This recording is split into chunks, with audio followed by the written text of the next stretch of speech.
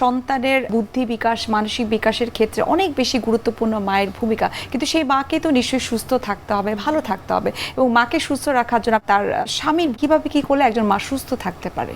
এই ক্ষেত্রে পরিবারের বিশেষ করে স্বামীর ভূমিকা তো অনস্বীকার্য।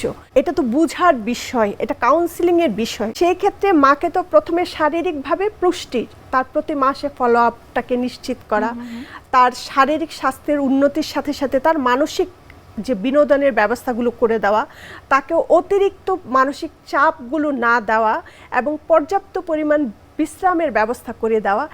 এই জিনিসগুলোকে দুইভাবেই, মানে শারীরিক এবং মানসিক, এই দুই ক্ষেত্রেই পরিবার পরিজনদেরকে মানে গুরুত্বপূর্ণ ভূমিকা পালন করতে হবে। এখন আপনি বলতে পারেন যে আসলে এটা কি হয়ে ওঠে, কয়জন মেয়ের হয়ে ওঠে? এটা শুধু বাংলাদেশের পরিপ্রেক্ষিতে না, এশিয়া মহাদেশেই দেখা গেছে যে মেয়েদের আসলে এই মানসিক স্বাস্থ্যটাকে ওভাবে গুরুত্বে আনা হয় না। যখন শিশু গর্ভধারণ করলেন তখন তো আমরা বললাম মায়ের মানসিক স্বাস্থ্য মানে শিশুর মানসিক স্বাস্থ্য, কারণ মা থেকে সেরোটোনিন, ডোপামিন সিক্রেশন হবে, তার মাধ্যমে গর্ভফুলের মাধ্যমে এটা শিশুর মধ্যে যাবে।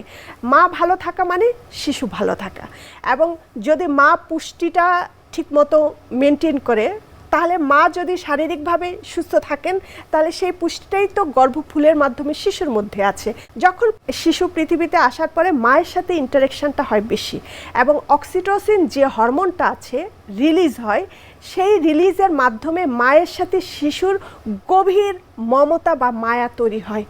এর জন্য দায়ী হলো অক্সিটোসিন হরমোন। এই অক্সিটোসিন হরমোনটা কি করছে? এক হলো গর্ভকে প্রসব দানে হেল্প করে, আরেকটা হলো শিশুর সাথে মায়ের যে ব্রেস্ট ফিডিং, সেই ব্রেস্ট ফিডিংয়ের মাধ্যমে অক্সিটোসিন রিলিজ হয় এবং মায়ের সাথে মমতা তৈরি হয়।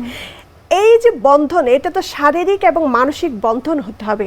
আর যদি এই বন্ধনটা দৃঢ় না হয় তাহলে তো সন্তান এবং মায়ের সাথে একটা দূরত্ব তৈরি হয়ে যাবে। আর যখন দূরত্ব তৈরি হয়ে যাবে তখন তো একটা শিশুর শারীরিক ও মানসিক বিকাশটা অত ভালোভাবে হবে না। আর যখন ভালো না হয় তখন তো আমরা ভবিষ্যতে একজন দায়িত্বশীল সুনাগরিক তো আশা করতে পারি না।